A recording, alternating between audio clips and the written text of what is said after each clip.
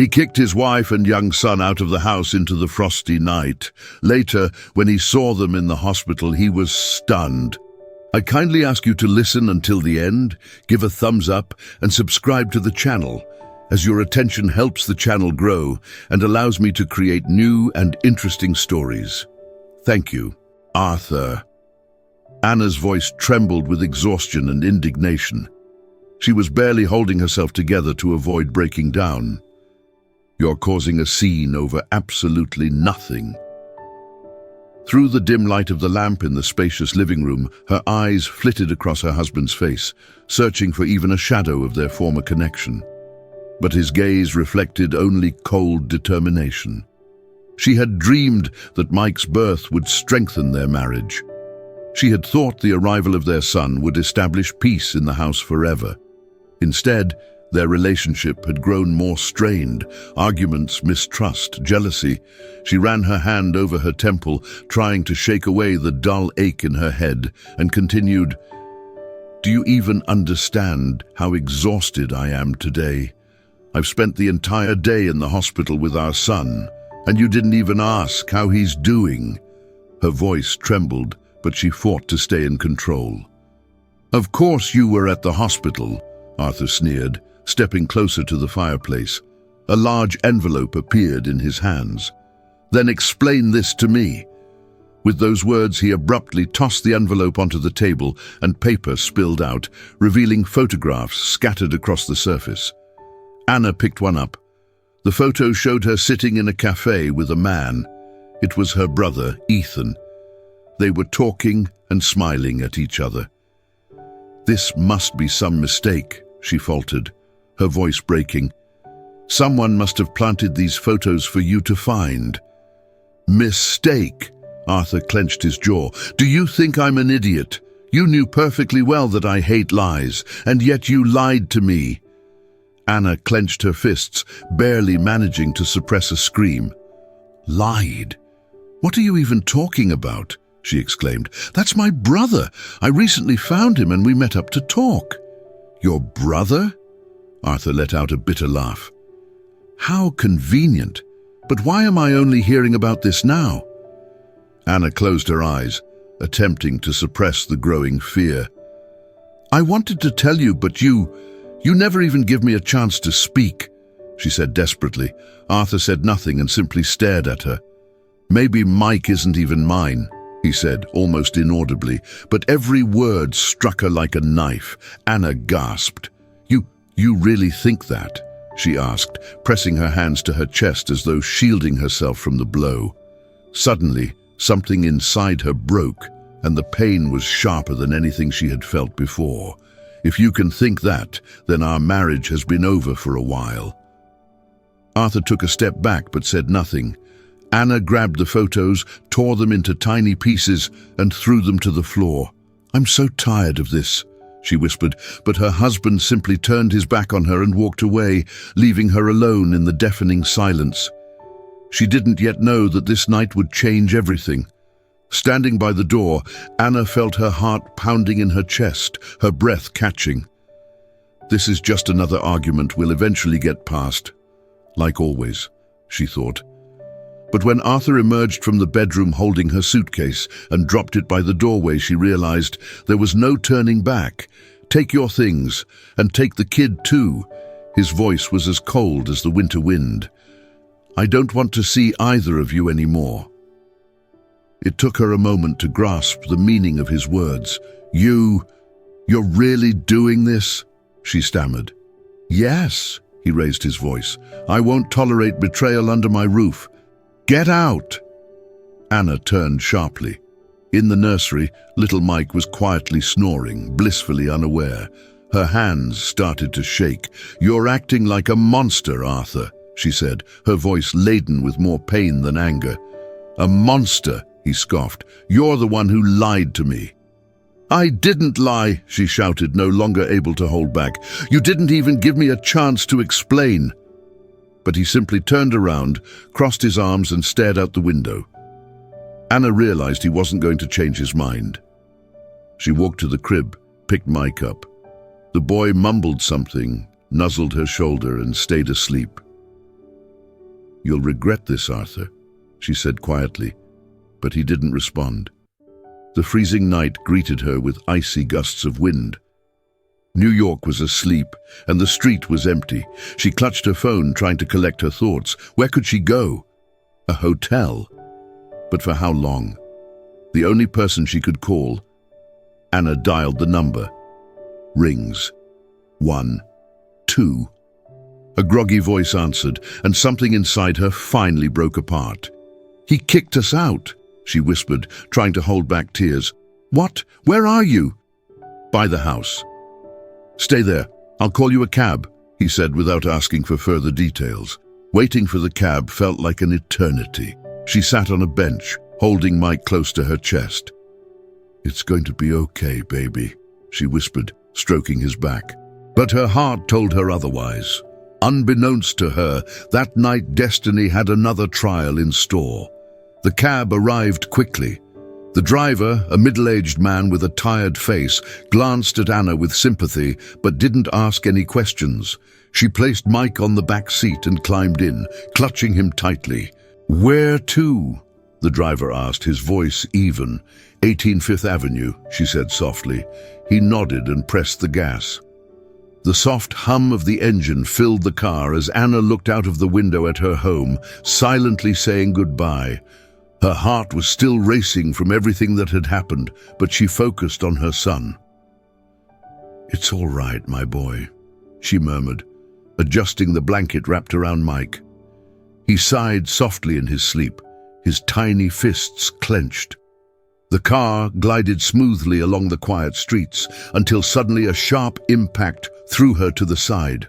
Tires screeched, a loud crash echoed, and then darkness.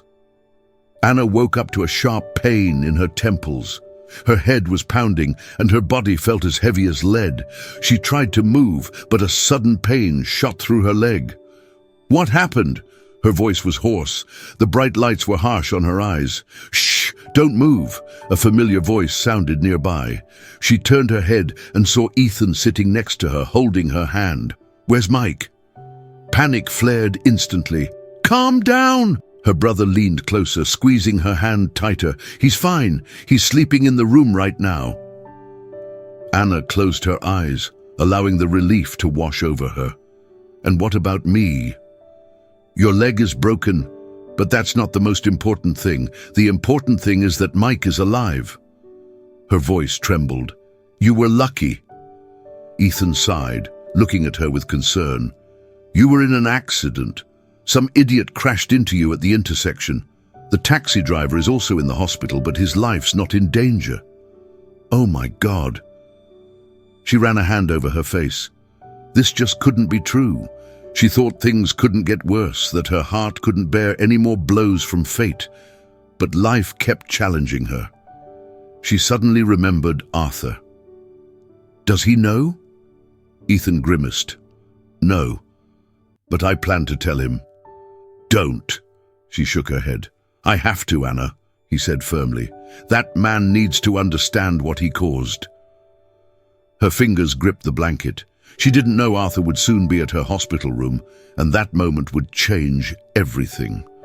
Arthur sat in the dark, staring at the glass of unfinished whiskey. The clock on the wall ticked away minutes slowly, but he couldn't hear it. He couldn't sleep. Thoughts whirled madly in his mind, crashing against the walls of his consciousness. He tried to convince himself that he did the right thing, but instead he felt empty. The room was stuffy, but he didn't move. He thought he'd done what he had to do. He had seen the photos, had seen his wife with another man smiling at him, but now he wasn't so sure. Why hadn't he listened to her? Why did he let emotions take control? The doorbell pulled him out of this bottomless pit of thoughts. "Who visits at this hour?" he muttered. But when he saw who was at the door, he froze. Ethan, the man from the photos. "What do you want?" Arthur's voice was cold. "We need to talk." Ethan walked in without waiting for an invitation. Arthur shut the door behind him and crossed his arms. "If you came to make excuses, don't even bother." "Make excuses," Ethan chuckled, but there was little amusement in his eyes. "Are you really so stupid you don't know who I am?" Arthur frowned. "What? I'm her brother, you fool," Ethan barked. For a second, the world froze before Arthur's eyes. He couldn't believe what he was hearing. "Brother?" he repeated, his voice full of disbelief. "Yes, brother," Ethan reaffirmed. "Now listen carefully." Ethan explained everything, how Anna had been searching for her family, how she had found him, how they had met in the cafe, and how she hadn't wanted to upset Arthur until she was sure it was really her brother. How Arthur, blinded by jealousy, had destroyed it all. But the worst part, she's in the hospital now. Ethan looked him straight in the eye. After the accident, he felt his breath catch. "What?" "They got into an accident. On their way to me," Ethan said quietly. "The son," Arthur whispered, clutching the wall for support. "He's alive. Anna has a broken leg and Mike has a concussion." Arthur swallowed. His body suddenly felt as heavy as lead. He had driven his wife and son out. They could have died because of him. "Where are they?" His voice was hollow. "In the hospital." "But think," Ethan continued, "she just wanted to find her family and you kicked her out, not even giving her a chance to explain." Arthur wasn't listening. He grabbed his keys and rushed out of the apartment to the hospital without saying a word. Urgently, he had to see her and their son, before it was too late. Arthur practically burst into the hospital, nearly knocking over an elderly nurse. He heard her mutter something irritably under her breath, but he didn't stop. His heart pounded wildly in his chest, echoing in his temples. He had never been scared before, but now fear pierced him to his core. "Mike, Anna." He walked down the corridor, scanning the numbers on the doors until he finally found the right room. Taking a deep breath, he pushed the door open. Anna lay in the hospital bed. Her face was pale, her leg in a cast. The faint light from the lamp, the steady rhythm of the IV drip. Next to her, in a small crib, Mike slept peacefully. Arthur stopped at the threshold, unable to utter a single word. Anna noticed him. Her gaze was hollow, neither anger nor pain, only a void. "You finally learned the truth?" she asked. "The man, he was your brother?" She nodded slowly. "I wanted to find at least one living relative. I thought I'd tell you when I was certain. I didn't want to burden you with my search," she said softly. Arthur felt invisible hands tighten around his throat. "Anna." He took a step forward. I made a terrible mistake." She exhaled deeply, her fingers nervously tugging at the edge of the blanket. "Yes, Arthur, you did." Silence hung in the room like a thick fog. "I've been a fool," he murmured, bowing his head. "I didn't believe you. I believed the photos instead of the woman who gave me a son." Anna said nothing. "Forgive me." He looked into her eyes, his voice trembling. "I'll do anything to make this right." She averted her gaze. "I don't know, Arthur. I'm not sure if that's possible." Those words struck him harder than anything else. Arthur didn't know how long he sat by Anna's bedside. The clock ticked, the soft glow of the nightlight in the room. She was silent. He was silent. For the first time in forever, he didn't know what to say or how to fix what he had broken. Things that once seemed so simple, money, power, confidence, were meaningless now. Everything that mattered lay before him, the woman he had nearly lost, and the little boy he had almost taken a family away from. "I don't know if I can forgive you," Anna finally said. Her voice was soft. There was no hate in it, only exhaustion. Arthur clenched his fists, but not out of anger, out of helplessness. "I'm not asking for forgiveness," he said hoarsely. "I just want to make things right." Anna looked at him with bitterness in her eyes. "Are you sure that's even possible?" Her question seemed to cut through him like a blade. He wasn't sure. "I don't know," he admitted honestly, and it was the truth. The next day, Anna was discharged from the hospital. Ethan insisted that she and Mike stay with him for the time being. No one consulted Arthur. They simply informed him of their decision, and he didn't protest.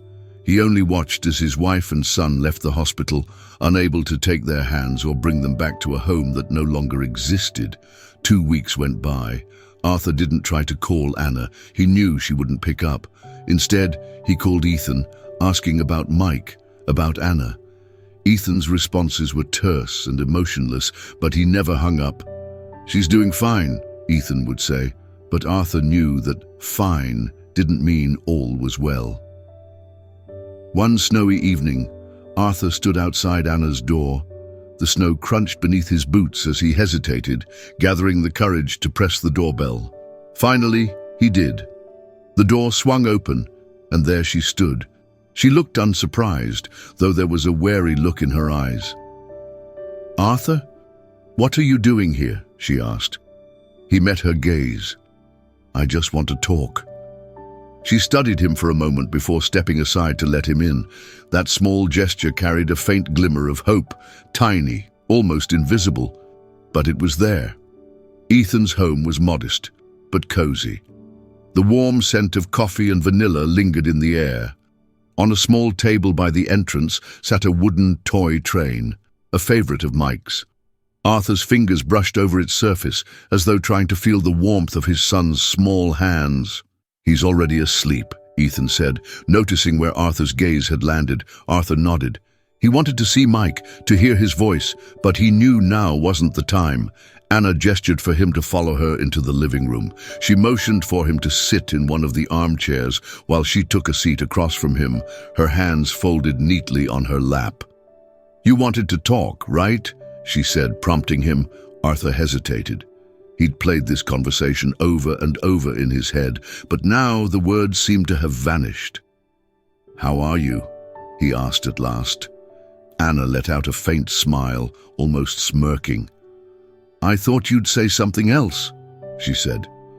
"I could have," he sighed. "But first I need to know how you're doing." She looked at him, scrutinizing him as if trying to discern whether his words were genuine. "I'm managing," she said after a moment. The silence that followed was heavy. Arthur could feel that Anna didn't want to talk to him. She was doing it for a reason, closure perhaps, or maybe for the possibility of a new beginning. "I was wrong," he said finally. "I let my jealousy ruin everything." Anna nodded slightly but didn't say a word. "You don't have to forgive me," he continued, "but I want you to know. I'll never make that mistake again." A sudden buzzing interrupted them. "Who is it?" Arthur asked when he saw Anna frown, glancing at her phone screen. "I don't know," she said. The number looked vaguely familiar. She tapped to answer. "Anna, good evening. This is Private Investigator Wilson. We spoke a few months ago." "Yes, I remember," she said cautiously. "What's happened?" "I'm sorry to bother you, but one of my sources recently came across some important information. I thought you should know." Arthur watched her, tense. "When I was looking for your brother, I contacted various people. One of them photographed you at the cafe and passed the images along to your husband." Anna froze. "Who commissioned those photos?" There was a long pause on the other end. "Linda Briggs," the investigator finally said. The world seemed to stop. Arthur's head jerked up. "What?" The private investigator continued. "I couldn't piece it all together at first, but now it makes sense. Your mother-in-law approached me months ago, claiming she wanted to verify certain things about you. I declined, but it seems she found other people willing to do the work." Anna stared blankly ahead, trying to process the information. "But why?" Her voice was barely audible. "Because she never loved me." Anna exhaled, the full picture finally coming together in her mind. Arthur buried his face in his hands. Memories came flooding back, his mother's persistent warnings, her undermining remarks, her insistence that Anna didn't belong in their family, how she'd once said that beautiful women were always a risk, and he had listened to her. Anna turned toward him, her gaze filled with pain. Now do you see who you trusted?" Arthur said nothing.